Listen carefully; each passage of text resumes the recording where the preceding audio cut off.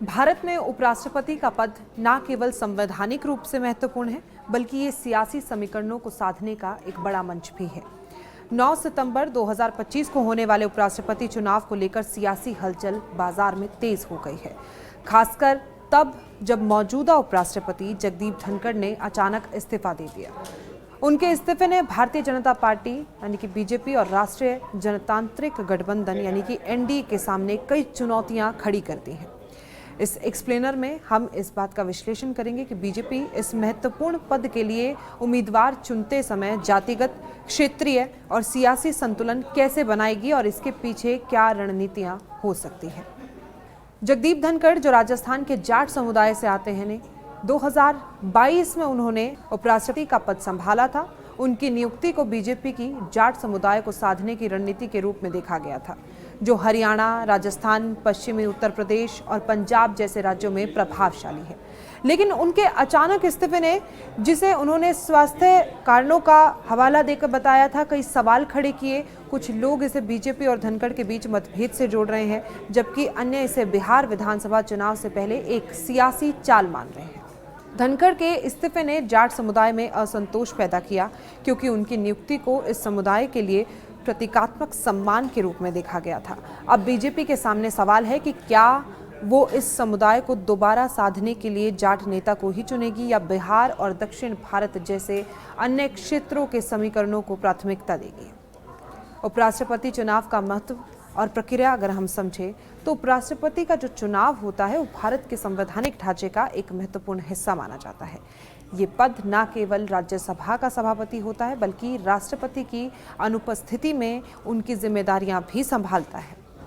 उपराष्ट्रपति का चुनाव लोकसभा और राज्यसभा के सभी सांसदों द्वारा किया जाता है, जिसमें कुल 788 सांसद, लोकसभा के 543, राज्यसभा के 245 मतदान करते हैं। जीत के लिए 50% से अधिक वोट यानी कि कम से कम 395 वोट चाहिए। एनडीए के पास वर्तमान में 418 सांसद हैं, जो जीत के लिए पर्याप्त हैं।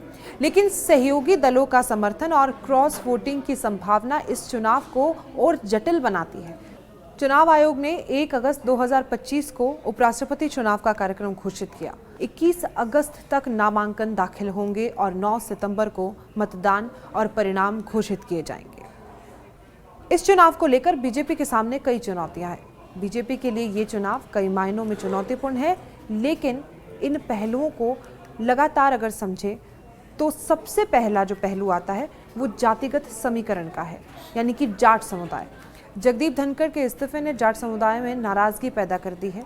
बीजेपी ने 2022 में धनखड़ को उपराष्ट्रपति बनाकर जाटों को साधने की कोशिश की थी, जो उत्तर भारत में करीब 30 लोकसभा सीटों को प्रभावित करते हैं। ये बड़ी संख्या है। अब उनके इस्तीफे के बाद विपक्ष, खासकर कांग्रेस और किसान नेता राकेश टिकैत, बीजेपी पर जाट समुदाय की अनदेखी का आरोप लगा रहे हैं।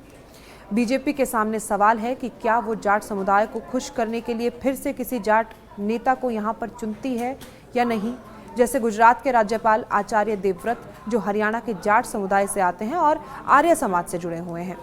इसके अलावा एक और पहलू है क्षेत्रीय संतुलन। बिहार और दक्षिण भारत इसमें महत्वपूर्ण है, क्योंकि बिहार में चुनाव होने वाले हैं।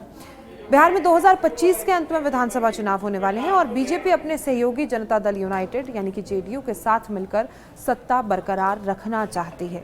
ऐसे में बिहार से किसी नेता को उपराष्ट्रपति बनाना सियासी लाभ दे सकता है। राज्यसभा के उपसभापति हरिवंश नारायण सिंह और जेडीयू नेता नीतीश कुमार के नाम चर्चा में है। हरिवंश का लंबा संसदीय अनुभव और नीतीश का बिहार में प्रभाव उन्हें मजबूत दावेदार बनाता है। दूसरी तरफ भारतीय जनता पार्टी दक्षिण भारत में अपनी पैठ बढ़ाना चाहती है, जहां उसकी स्थिति कमजोर है। आंध्र प्रदेश और पुडुचेरी में सहयोगी दलों के साथ सरकार होने के बावजूद केरल और तमिलनाडु जैसे राज्यों में बीजेपी का कोई खास प्रभाव अभी तक देखा नहीं गया। दक्षिण भारत से किसी नेता को उपराष्ट्रपति बनाना, जैसे टीडीपी के समर्थन से कोई चेहरा, क्षेत्रीय संतुलन बनाने में उन्हें काफी मदद कर सकता है। इसके अलावा एनडीए में जेडीयू, टीडीपी और शिवसेना जैसे सहयोगी दल हैं, जिन्हें संतुष्ट करना बीजेपी के लिए बेहद जरूरी है। इन दलों ने उम्मीदवारों चयन का जिम्मा पीएम मोदी और जेपी नड्डा को सौंप दिया है, लेकिन किसी भी गलत फैसले से गठबंधन में दरार आ सकती है। उदाहरण के लिए अगर बिहार से उम्मीदवार चुना जाता है तो जेडीयू खुश होगी, लेकिन टीडीपी को नजरअंदाज करने का जोखिम रहेगा। वहीं विपक्षी गठबंधन यानी कि इंडिया ब्लॉक भी इस चुनाव में एकजुटता दिखाने की कोशिश लगातार कर रहा है। कांग्रेस बिहार या आंध्र प्रदेश से किसी नेता को उतारकर एनडीए के सहयोगियों जैसे कि जेडीयू और टीडीपी में असमंजस पैदा करना चाहती है। अगर विपक्ष क्रॉस वोटिंग कराने में सफल रहा तो बीजेपी की जीत मुश्किल हो सकती है।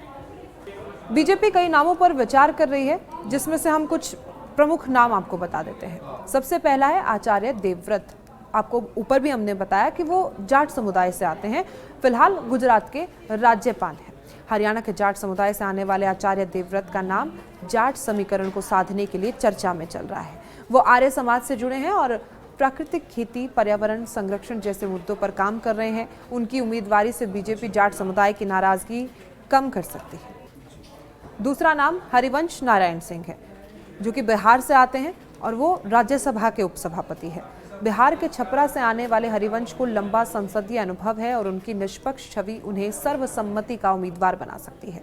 बिहार विधानसभा चुनाव से पहले उनकी उम्मीदवारी बीजेपी जेडीयू गठबंधन को मजबूत कर सकती है। तीसरा नाम बेहद खास है, नीतीश कुमार, जो कि बिहार के मुख्यमंत्री हैं। नीतीश कुमार का नाम भी चर्चा में सबसे तेज है। हालांकि जेडीयू ने इसे अफवाह बताया। अगर नीतीश को उपराष्ट्रपति बनाया गया तो ये बिहार में बीजेपी की स्थिति को मजबूत कर सकता है, लेकिन नीतीश के मुख्यमंत्री बने रहने की संभावना यहाँ पर ज्यादा है। चौथा नाम वसुंधरा राजे का है, क्योंकि उन्हें राजस्थान में मुख्यमंत्री के तौर पर देखा जा रहा था जब राजस्थान में इलेक्शन हुए थे, लेकिन वहाँ पर अब उनकी वो स्थिति है नहीं, तो वो पूर्व मुख्यमंत्री है राजस्थान से, उनका नाम भी इस चर्चा में है।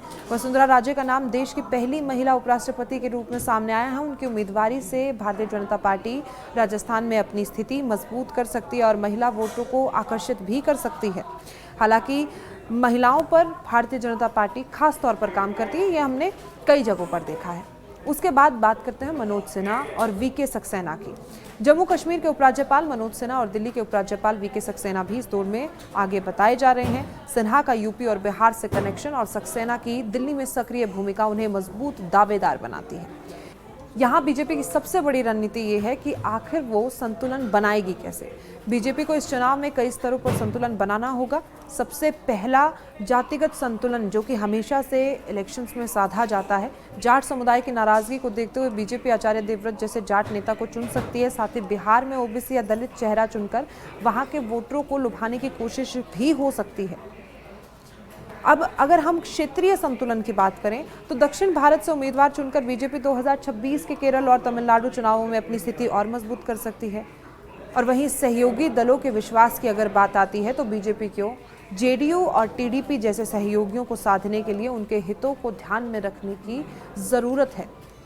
राष्ट्रीय स्वयंसेवक संघ यानी कि आरएसएस चाहता है कि उपराष्ट्रपति का उम्मीदवार बीजेपी और संघ की विचारधारा के प्रति समर्पित होना चाहिए। साथ ही संसदीय अनुभव और निष्पक्ष छवि भी यहाँ पर बेहद जरूरी है। तो ये कई पहलू हैं। उपराष्ट्रपति चुनाव 2025 बीजेपी के लिए केवल एक संवैधानिक प्रक्रिया नहीं, बल्कि एक सियासी अवसर और चुनौती है। जाट समुदाय की नाराजगी, बिहार विधानसभा चुनाव, दक्षिण भारत में पैठ बढ़ाने की जरूरत और सहयोगी दलों को संतुष्ट करने की चुनौती के बीच बीजेपी को एक ऐसा उम्मीदवार चुनना होगा जो इन सभी समीकरणों को साध सके। आचार्य देवव्रत, हरिवंश, नीतीश कुमार या वसुंधरा राजे जैसे नामों में से कौन चुना जाएगा, ये पीएम मोदी और जेपी नड्डा के फैसले पर निर्भर करता है। लेकिन एक बात साफ है, ये चुनाव बीजेपी की सियासी रणनीति और भविष्य के लिए एक महत्वपूर्ण कदम होने वाला है।